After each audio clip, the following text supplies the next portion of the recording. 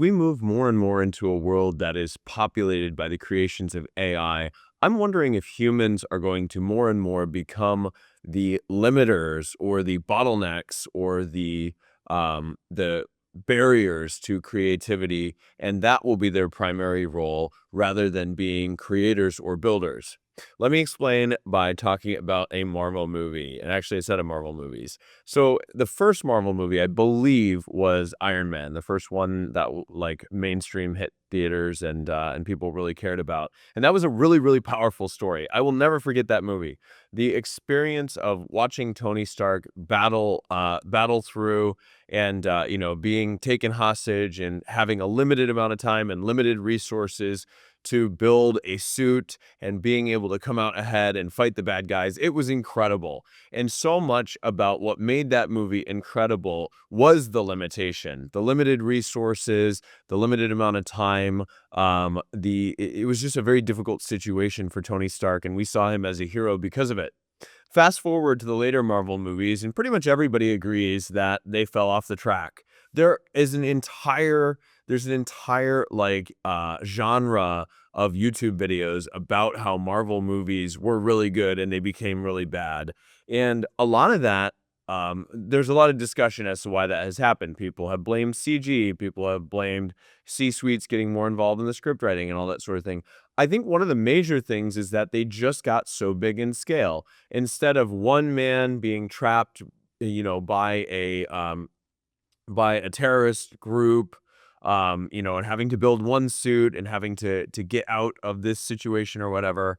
Now we have the whole planet needs to be saved. We have to save the planet. We have to save multiple planets. And now all of a sudden there's so many multiverses. So characters are never, ever really dead. And you have different versions of those characters popping up all over the place. They started removing and removing and removing the confines and limitations. And as a result, we just care less and less about the story.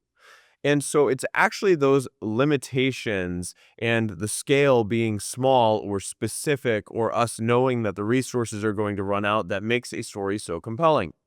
We naturally spend so much of our lives thinking about and fighting against limits. And that is something that I think causes us to actually not place as much value on limits or confines or scarcity as there actually is, right? So, we think all the time about, man, I don't have enough money. What if I just had more money? What if I had unlimited money? What if I could just improve my financial situation? Oh man, I don't have a big enough house. What if I got a bigger house? What if I could get another car? Well, AI is here to give you the multiverse, every version of everything that you could ever want all the time on demand, 24/7, 365, as much as possible.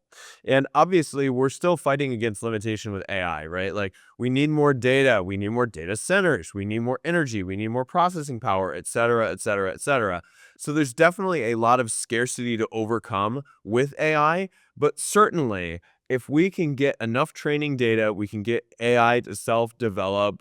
We can, get enough energy, maybe with like hydrogen or nuclear power, or a combination of both. We all of a sudden have this unlimited world of abundance, and that brings the entirety of the human experience from the first Marvel movie, where we are struggling against scarcity and struggling against the lack of resources, to the latest Marvel movies, where everything is so abundant all the time. And there is a struggle that comes with abundance, just like there's a struggle that comes with scarcity. The lack of value when there's too much of anything and everything is just the same as the lack of value when you don't have something that you desperately want or need. There is a sort of listlessness, restlessness, depression, lack of focus, a lack of humanity that comes with this extreme overflow of abundance.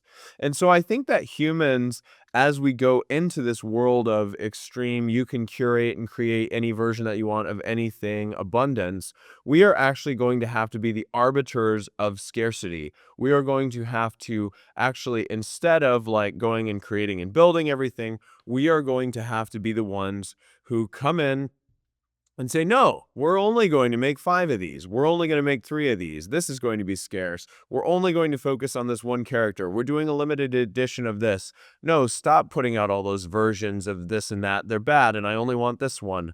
we might have to do a lot more limiting than we think, and that is a form of creation and curation. And in a world that has, for thousands or millions of years, looked at um, scarcity as something that is bad, we are now learning how to have a positive relationship with scarcity. How do we have enough scarcity that we are not, that we are keeping the quality of life for the average person high, and as high as possible, without actually starting to give so much abundance without any sort of